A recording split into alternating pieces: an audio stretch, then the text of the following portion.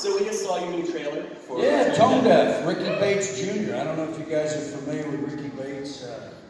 He's an auteur, writer, director, just fantastic guy. Has a very independent vision, and that premiered at South by Southwest, and Saban Entertainment is releasing it.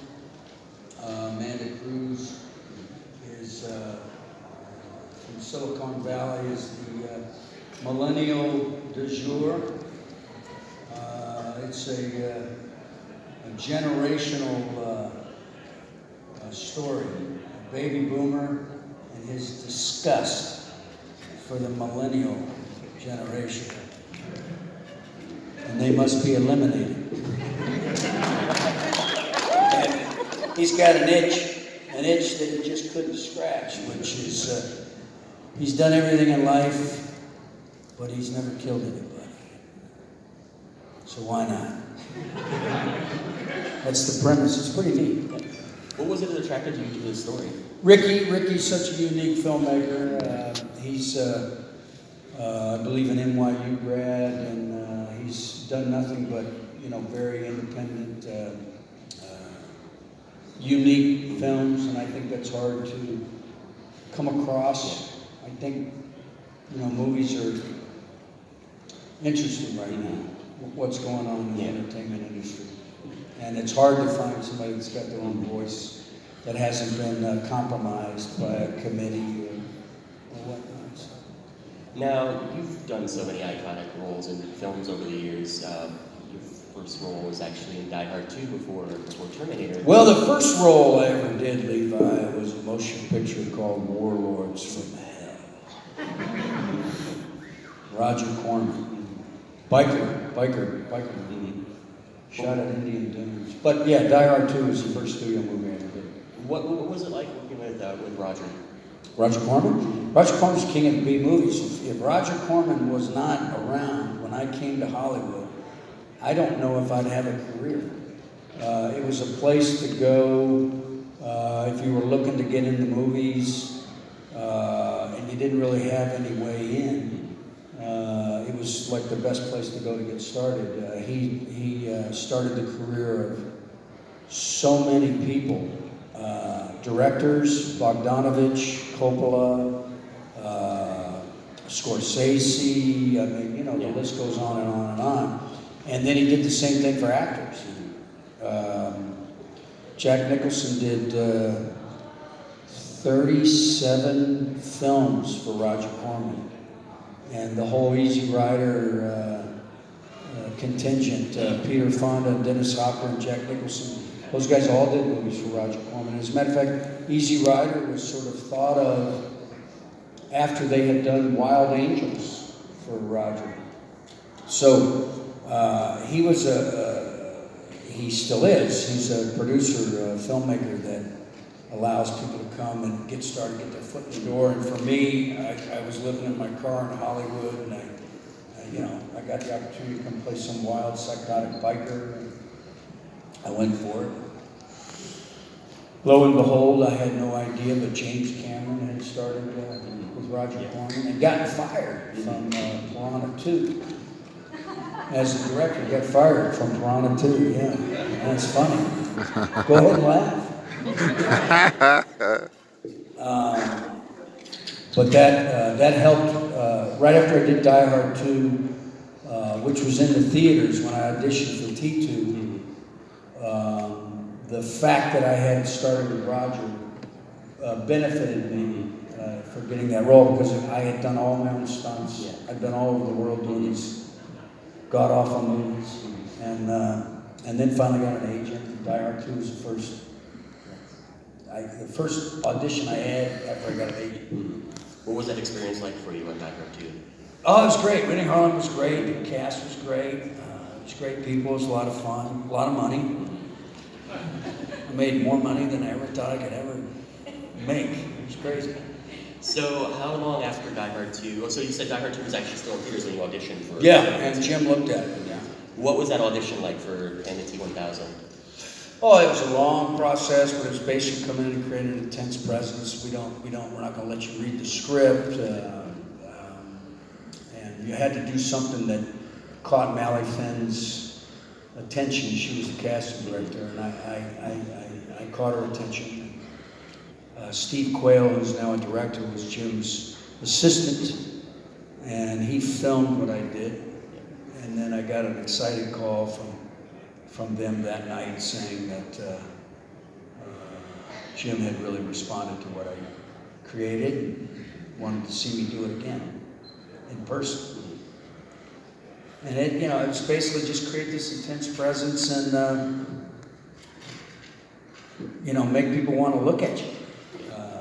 Really, it's essentially what you're trying to do. And then I found out I was liquid metal. But I went into it, I must be, they kept saying there's some sort of sense-aware, very sense-aware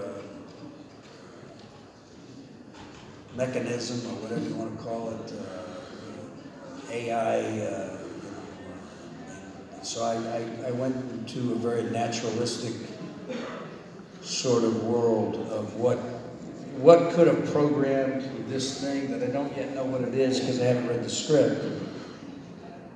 But where would they have gotten the technology for it? And I immediately thought they would have gone to the natural world to find out how predators behave and then lay that on the liquid metal.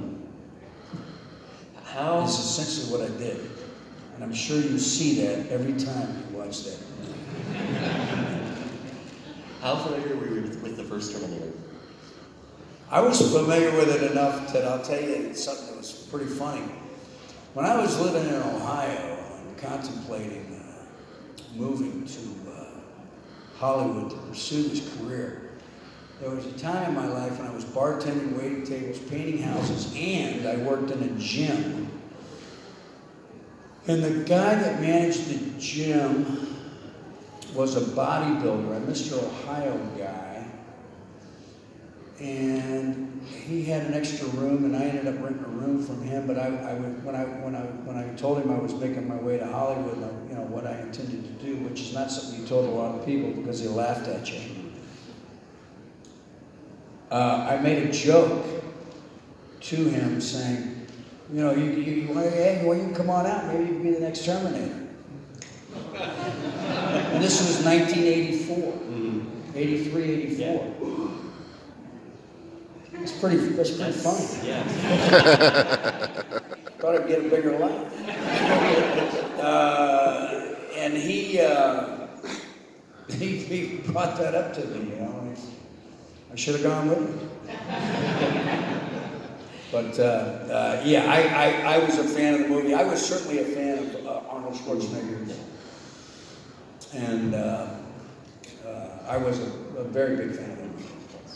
Now, T2 is known for, one of the things it's really known for is that it really changed how effects were done and really changed movies in a major way. It's changed movies, and I don't know if it's changed movies for the better. I think it was so good at what it did that now, Levi, you see more movies than I do. I think that the movies I see where they lean on the CGI effects to the point they do, they've destroyed it. I mean, the great thing about the CGI work that was in T2, and the reason the film still holds up as well as it does, and nobody can kind of recreate that magic, is because there was practical stunts, there was practical animatronic, help me. Yeah, animatronic machines, or I don't want to call them puppets, and they overlaid that, and they had the real things that were going on, and then there was just a touch of the CGI. It wasn't lean heavy on CGI, it was allow that to help compel the story and the plot of the film, and I think that's why that film is so unique, and it's, my character is a character that's 4 parts. It was what I brought to it, which is the way he moved and all that. What Steve Spaz Williams was the man that actually computerized the Terminator, the T-1000, and Mark Dupay. And they were both from Industrial Light and Magic. And then there was the great Stan Winston. And then it was all, choreographed by James Cameron. So there's a lot of people behind pulling off the T-1000. What did they have to do to create a digital version of yourself? Well, you should have Steve Spaz Williams here sometime, because he's the man, he's the genius behind how they did all that liquid animation, CGI. And he's quite an interesting fellow. He took me in 3D form, and how they did that was laser scans and whatnot, and built a three-dimensional version of me in the computer world, and then laid the liquid metal over it. And the same process he used for me years later, not years later, but right after while the movie was out,